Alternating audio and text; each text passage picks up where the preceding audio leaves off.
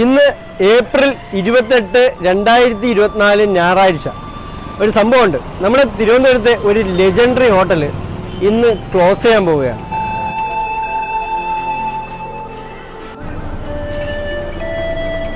Close ചെയ്യുന്നു എന്ന് പറയുമ്പോൾ പൂർണ്ണമായിട്ട് ഇവിടെയാണ് കട അടയ്ക്കുന്നത്. റെയിൽവേയുടെ സ്ഥലമെടുപ്പിൻ്റെ ഭാഗമായി ഈ സ്ഥലത്ത് നിന്ന് വേറൊരു സ്ഥലത്തിലോട്ട് മാറ്റുകയാണ്.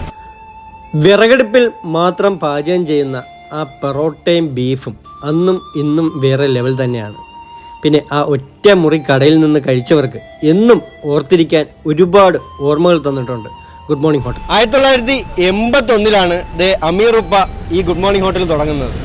പിന്നെ ഇപ്പോൾ മകനാണ് നോക്കി നടത്തുന്നത്. അപ്പോൾ നിങ്ങൾ വിഷമിക്കേണ്ട, പുതിയ സ്പോട്ട് ഉടനെ കരമന തന്നെയാണ് തുടങ്ങുന്നത്. ഉറപ്പായും സപ്പോർട്ട് വേണം. തിരുവനന്തപുരം കിട്ടിലോൾസ്കി.